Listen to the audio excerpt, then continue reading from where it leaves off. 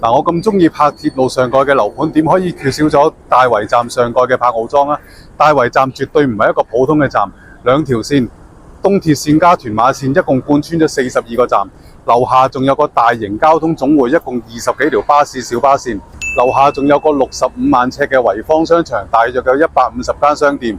咁屋苑自設亦都有28萬尺嘅會所。咁如果呢個盤交樓標準仲要靚嘅話，咁就真係不得了啦！事不宜遲，我哋上去交樓標準睇下先啦。好，我哋而家嚟到8A 座嘅59樓 F， 睇一個實用473尺兩房開放式廚房嘅單位。咁我都好中意睇啲發展商細心嘅嘢。哇！呢個鞋櫃呢，真係超級巨大，係啦，上面有啲電錶箱，但係呢個鞋櫃呢，係我見過即係最大最好用嘅。咁而且呢，佢呢啲又配備咗木紋飾，咁但係驚你呢入屋嗰陣時咧，已經會撞到啊！咁呢啲咧整埋個圓形俾你，一個非常之細心嘅設計。咁個門後邊咧已經係有個鏡咧，即係俾你出街之前執個樣嚇。咁又亦都係一啲好好嘅設計嚟嘅。咁呢個屬於一個開放式嘅廚房嘅單位。咁呢啲咧又係配備好晒啦。咁亦都係有啲設計嘅，就唔係話普通俾啲普通白色嗰啲俾你，咁就已經係呢啲顏色啊都比較特別嘅。咁呢度有啲櫃啦，係啦。咁雪櫃喺呢個位置嘅。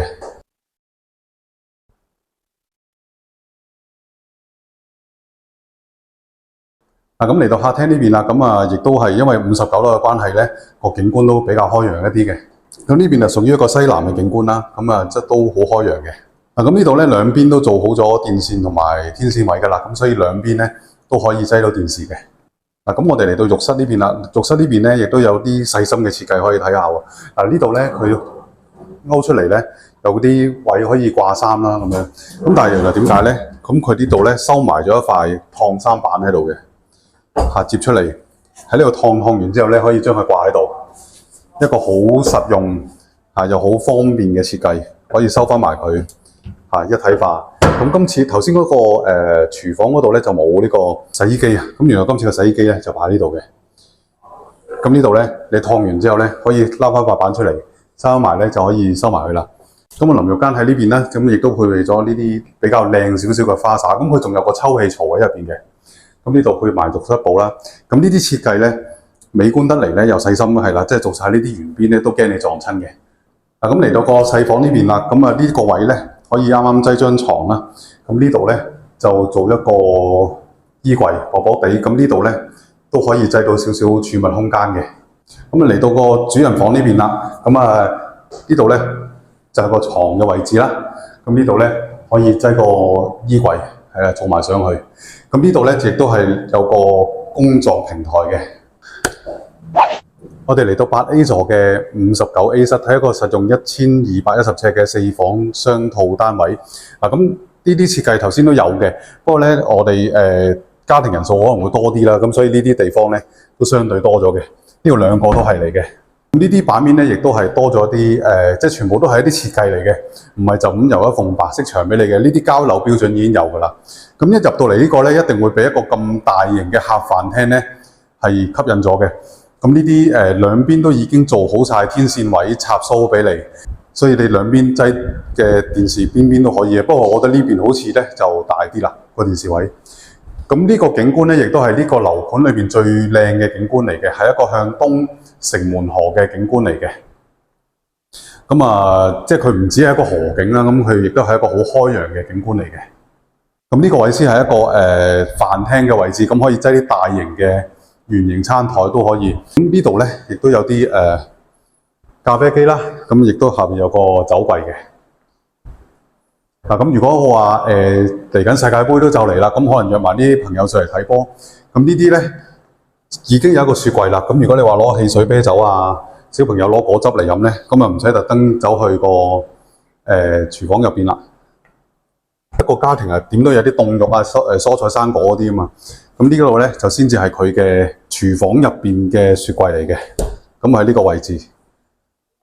係啦，咁呢個相對大啲嘅單位咧，咁所以個廚房都大得多啦。好啦，咁個工人套房呢邊，咁呢度咧就係個單位嘅洗衣同乾衣機，咁上面咧亦都有啲空間可以擠翻啲洗衣液啊、洗衣粉嗰啲。咁個姐姐嗰張床咧就可以擠喺呢度。咁上面有佢個獨立嘅冷氣嘅。咁啊，佢嘅自己嘅浴室喺度啦。咁客廳嘅側邊咧，呢個位咧就已經係一個套房啊，其中一個。咁呢個位置咧可以擠個床，係擠喺呢個位嘅。咁如果你話哇，真係想一擘大眼咧就見到個景咧，就可以考慮下擠喺呢邊嘅。咁啊，呢度個櫃位咧都相對地係高啲，同埋可以做大少少。咁呢度咧亦都可能你話即係將少少嘅電腦台啊、書台啊嗰啲都可以嘅。即係呢個樓盤啊，全部啲燈仔都係咁樣嘅，即係唔係嗰啲普通一個白色啪咁一粒掣嗰啲。咁呢啲全部都係有少少設計嗰啲嚟嘅。嗱咁啊，呢個浴室其實同頭先嗰啲大同小異啊，不過頭先我都睇漏咗嘅。呢個位咧，其實個鏡櫃中間咧係有個都係有啲插蘇，有個獨立嘅熱水爐嗰啲掣嘅。咁都係一啲設計啦。咁佢亦都唔係就咁俾一塊正方形嘅鏡你。咁呢度咧亦都係啲設計圓形啊，有啲燈啊咁啊。使用起上嚟咧就更加有美觀又實用啦。呢個單位另外個3個房間咧都喺晒呢邊嘅，咁啊即係全部房間都係望住嗰個城門河嘅景觀嘅。係啦，咁啊第2個房間，咁呢啲房間咧相對地比頭先嗰間細單位咧就會大啲。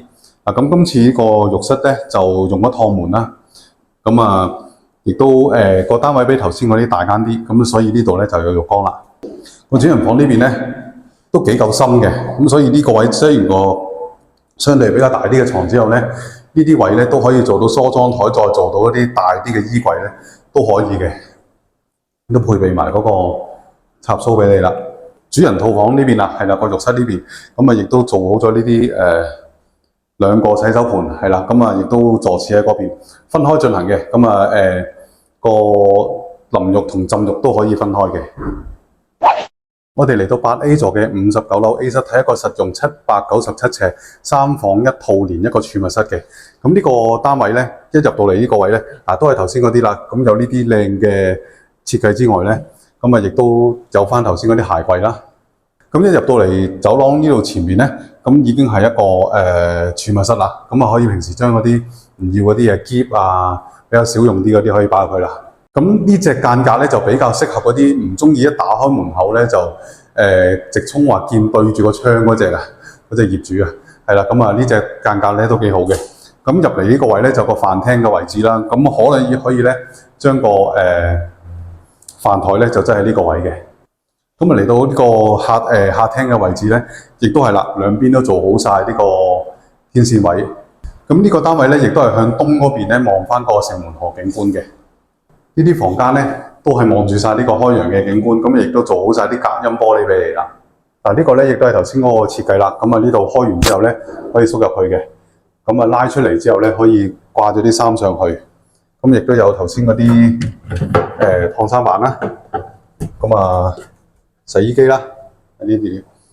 咁今次呢個套房咧就略比頭先嗰間即係大少少嘅。咁呢間個床位喺呢度。咁呢度已經設好咗個天線位，亦都有電掣啦，可以喺度整翻個電視。咁呢個衣櫃位咧係略為大少少嘅，係啦。咁呢個級數嘅單位梗係有梗廚啦。嗱，咁啊呢度咧係一個雪櫃，係啦，一體化做得好靚嘅。咁啊亦都係配咗啲 Miele 嘅廚具嘅。我哋再嚟睇睇8B 座59樓 F， 睇一個359尺係咪一房開放式廚房單位。咁經過咗呢個玄關位之後咧，咁啊亦都有頭先嗰啲鞋櫃啦。咁個廚房咧就喺晒呢邊啦。咁呢度咧可以擠翻個少少嘅餐桌。咁呢度咧都煮完就喺度食就好方便嘅。咁啊客廳呢邊啦。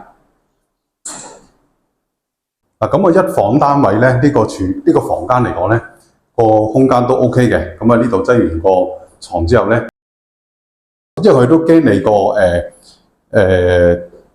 掩門啊，會比較牙定啲，咁所以咧做定個趟門啊。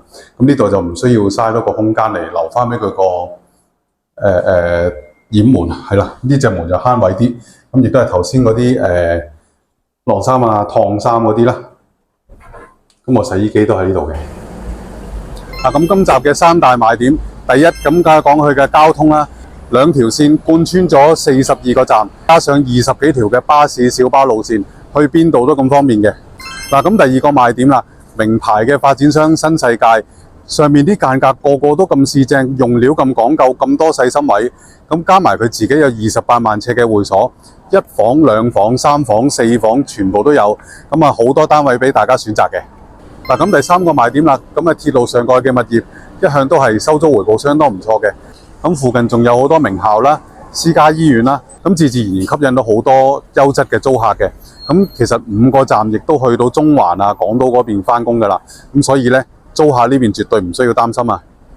嗱，咁呢個盤講到咁好啦，咁一定有啲不足之處嘅，咁只能夠講佢唔係一個價錢好大眾化嘅樓盤嚟嘅。